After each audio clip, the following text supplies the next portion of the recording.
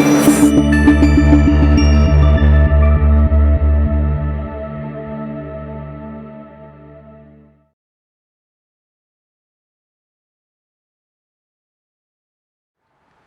जब आप नेगोशिएशन करने के लिए जाएंगे, उस सिनेरियो में 3 टाइप के लोकेशंस होते हैं।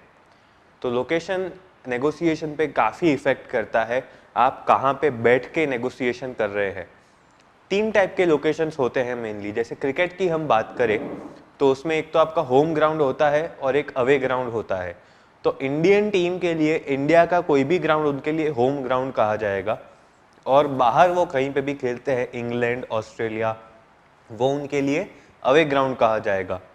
वैसे ही नेगोशिएशन में भी 3 कैटेगरी होती है, एक होम ग्राउंड, एक न्यूट्रल ग्राउंड और एक अवे ग्राउंड।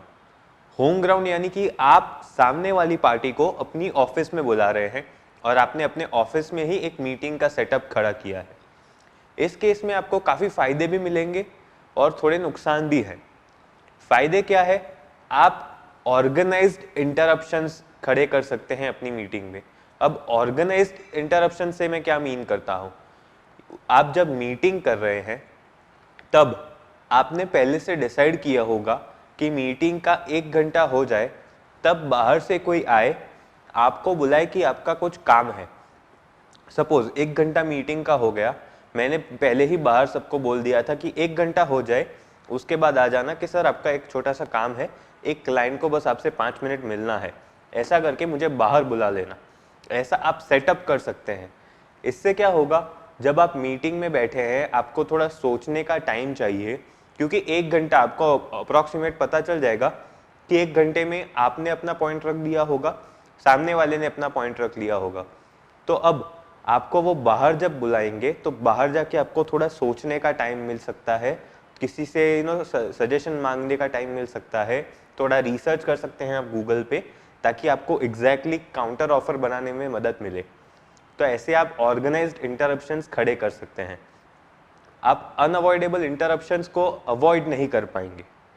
जैसे आप अपने ही ऑफिस में है ना, तो अब जब अपने ऑफिस में होंगे तब स्टाफ आपको कोई ना कोई काम के लिए मिलता रहेगा। सर ये हुआ है तो मैं क्या करूं, सर एक प्रॉब्लम है इसका सोल्यूशन क्या होगा, सर एक क्लाइंट को कन्विंस करने में प्रॉब्लम आ रहा है, आप हेल्प कर देंगे क्या। ऐसे काफ़ी सारे काम आते हैं आपको रोज़।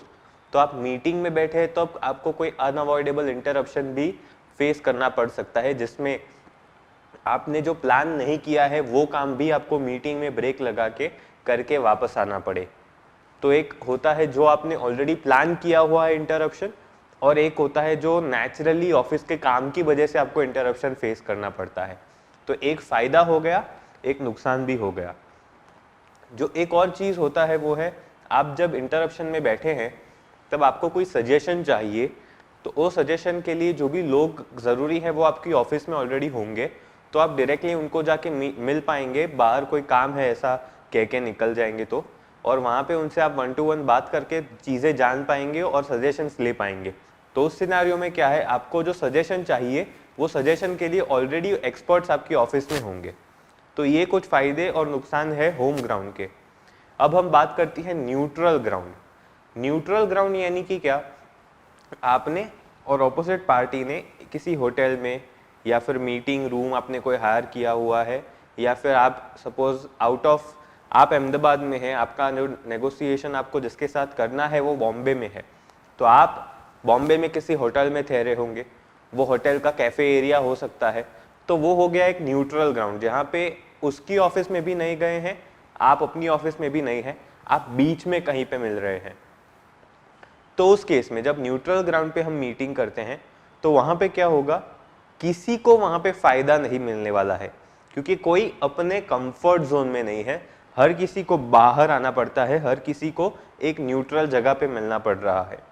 वहां पे दोनों पार्टीज को अपने एक्सपर्ट्स, जो भी मटेरियल चाहिए, जो कुछ भी चाहिए वो सब लेके आना पड़ेगा। वहां पे होम ग्राउंड वाला कंफर्ट नहीं मिलेगा। तो न्यूट्रल ग्राउंड का ये एक कैरेक्टरिस्टिक होता है। जो तीसरा होता है वो है अवे ग्राउंड। जैसे मैं सामने वाले की ऑफिस में अगर जाता हूं तो वो मेरे लिए बन जाता है अवे ग्राउंड।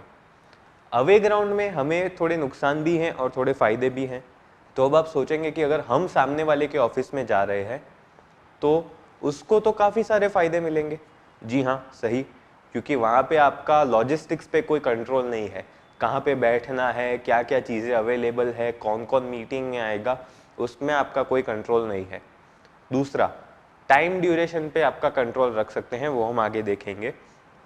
और तीसरा, इसमें फ़ायदा क्या है, अगर आपको मीटिंग में तुरंत काउंटर ऑफर क्या करना वो पता नहीं है तो आप एक बहाना लगा सकते हैं कि मुझे ऑफिस में किसी से बात करना पड़ेगा, या फिर इसका जो एग्जैक्ट मटेरियल है वो ऑफिस में पड़ा है, तो मैं रेफर करके आपको उसका रिवर्ट दूंगा या फिर आपको एक काउंटर प्रपोजल दूंगा। तो ये कोई ऐसा एक बहाना कह के आप छूट सकते हैं टेम्पररीली नेगोशिएशन से, ऑफिस में जाके सोच के वापस उनको काउंटर प्रपोजल भेजिए। तो ये एक आपको बेनिफिट मिलेगा जब आप अवे ग्राउंड में है। तो अब आप सोच रहे होंगे कि अगर अवे ग्राउंड में जाना है तो हमें उसका कंट्रोल हमारा हाथ से छूट जाएगा, क्योंकि अवे ग्राउंड का कंट्रोल ऑपोजिट पार्टी के पास होगा। जी नहीं, उसमें भी आप कंट्रोल रीगेन कर सकते हैं। तो अवे ग्राउंड का कंट्रोल रीगेन कैसे करना है? जब भी आप अवे ग्राउंड में जाते हैं तो सबसे पहले सामने वाली पार्टी को लगता है कि नहीं, ये एक एफर्ट लगा रहा है इस मीटिंग के पीछे, ये अपनी सारी चीज़ें लेके हमारी ऑफिस पे लेके आ रहा है।